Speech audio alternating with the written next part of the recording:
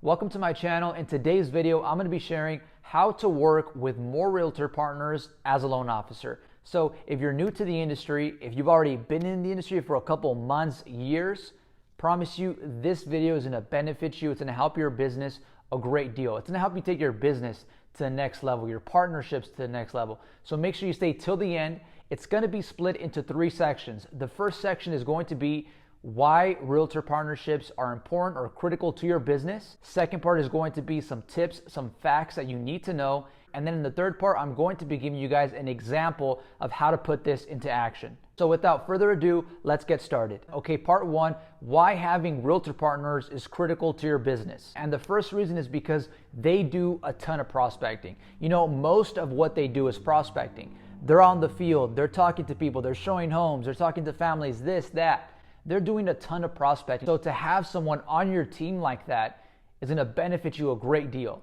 Because most loan officers, you know, we're behind the desk. We're on a computer, estimates, doing quotes, doing pre-approvals, talking to underwriters, talking to processors. We can't be out there prospecting. You know, in the beginning, we have time for that, but later on, we can't. So that's why it's important, it's critical to have these realtor partnerships because they're always out in the field. They're always prospecting. You know, they're looking at homes, talking to people, all these things, and we're behind a computer. So, you know, our business can suffer if we don't have these realtor partnerships or other systems to replace that. You know, because we're not out there prospecting all the time. We're behind a computer. You know, we're doing the work. So this is the first thing I want to cover of why these realtor partnerships are important. You know, because in the beginning when I started, I was like, you know, I'm okay. You know, I'm just going to get my own business. I'm not going to work with realtor partners. And then now I realize, no, it's important to have realtor partners because it's either you doing the prospecting or they're going to do the prospecting. And you can't do a ton of prospecting while at the same time, you know, doing the loan applications, the scenarios, the quotes. No, it's not going to work like that. You know, in the beginning, you can pull it off if you have a couple of deals, but for the long run, it's not going to work out. So make sure that you understand that realtor partners are going to be critical. All right, so now moving into part 2, tips and facts to know. Number 1 tip is there has to be an equal contribution in that relationship. You know, these realtor loan officer relationships, there's got to be an equal amount of contribution. You know, the reason so many realtors don't like loan officers is because all loan officers do is say, hey, you know, my name's Enrique, I'm a loan officer, send me leads. You know, here are my programs, send me leads. That's not an equal contributing relationship. You know, think of a marriage. It doesn't work like that. It doesn't work one way. No, it works both ways. Both people contribute to the marriage, and that's how you have a successful marriage because both people are contributing equally. You know, so it's the same thing for these realtor loan officer relationships. It's very elementary, but people don't think about it, especially loan officers like, hey, send me leads. But it's like, okay, what value are you giving to that real estate agent? You know, are you just saying, hey, give me leads? That's no value. Those are just words. Those are commands. That's not value. Products, same, not value. You can't just say, here are my products, here are my loans. No, that's not value. Those are words, that's paper. That's not value. So make sure that you're giving value. Don't just ask for leads. That's never gonna work. It doesn't work. And that's why loan officers have such a hard time getting real estate partner relationships. And number 2, don't give them hard work and don't give them complicated things.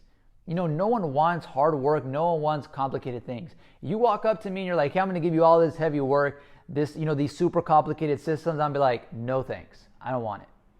Oh, but it's gonna get you this. No, I don't want it. Same thing with them. It's very simple. It's very elementary. You go to them and you have these complicated systems, these complicated programs, this, that. You're trying to get them to become a loan officer and understand every single... No. Give them simple tools that they can use, simple systems. If you guys are going to do a project, which I'll go over, you know, a pitch of my project, the example, well, that's part 3. You know, if you guys do that, make sure it's simple. It's not heavy, hard work. They're already doing the prospecting. They're already on the field. They're out in traffic if they're in LA, you know, 2-hour traffic. You come and say, hey, I have this heavy, hard work, this hard project. Nope, they don't want it. And a lot of loan officers do that. They give them complicated systems, complicated, you know, homework, complicated things. They're like, no, I don't want it. So that's fact. That's tip number 2. Make it simple, make it easy, not hard, not complex. Number 3 is whether or not they're new is irrelevant. You know, the seasoned agent versus the new real estate agent, they're not different. I work with great new real estate agents and great seasoned agents. It doesn't matter. So don't just try to go after the top producers. Don't try to go after, the people that have been in the industry for 20 years. Hey, look at people for their potentialities. Who they are as a business person, what they're actually willing, to bring to the relationship. That's what I look for. I don't look at, hey, you're new. I don't care. I don't care if you're new or not. I don't care if you've been in this thing for 40, 50 years. I don't care. Hey, what kind of business person are you? How much do you care about your clients? What kind of service do you offer? That's what I care when I'm looking for agents. I don't care, if they're top producers. I don't care they've been doing this thing for 50 years. Irrelevant to me. The best agents I work with are, some of the new agents. Those are some of the best agents I work with, the new ones. But yeah, make sure that you're not looking at, hey, who's new, who's old. I don't want to work with new, or I only want to work with top producers. No. You want to work with great business people, people that have great service to their clients. Those are the agents that you want to work for and work with. And quick note about picking agents, even if they're top producers, if they're not great business people, people that you want to work with, people that you work well with, then, don't work with them. I see a lot of loan officers, they're working with agents that they don't like just for the business. Don't do that to yourself. You want to work with people that make you feel good. I want to do business with people that I can talk to, laugh with, joke around with. I'm not saying you got to be friends with all of them. I'm just saying, hey, do business with people that you like, same values, same ethics and stuff like that. And I promise you, your business, your partnerships are going to be a lot stronger, a lot better. Number 4 is don't try to replace anyone. When I go to work with agents, I don't say, hey, I'm going to replace your loan officer. I'm going to replace your lender. No, I'm like, hey, I want to work with you too. You can still work with Bob and Jane and Joe. You can still work with them. Work with me too. I don't say, hey, don't work with them. I'm going to be your only lender. No. That's why a lot of loan officers, they get confused or they get scared or they get rejected because they're like, hey, I have to replace the guy that you're working with. No, you don't have to do that.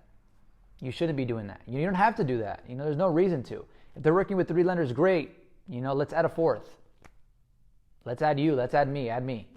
So that's the pitch you want to have as well. It's going to help you out a great deal. Instead of, hey, who are you working with? I'm better than them. I can replace them. No. Hey, you're working with them? Cool. Work with me too. Now you got 2 people. Now you got 3. Now you got 4. So have that in mind that you're not out there to replace lenders that they have. You're there to be an extra lender that they have. They got 2, they can have 3. They have 3, they can have 4. It doesn't matter. So keep this in mind. This is a great tip, great fact. And number 5 is propose a project that both of you guys can work towards and work on. That's why I said you don't have to replace the other lender. That's not going to be your pitch. You're going to be like, hey, let's work on this project and get business together, me and you. Whatever you got going on with Bob and Joe and Jane, doesn't matter. This will be between me and you. It's going to be a partnership, a group effort. So pitch that. And like I said, make it simple. Don't make it complex. You make it complex, you make it complicated, you make it hard, they're not going to want to do it. Make it simple and have that project there to pitch them. They're going to love it because they're going to be like, yeah, I can still work with Jane, Bob, and I can work with Enrique, and everyone's chilling.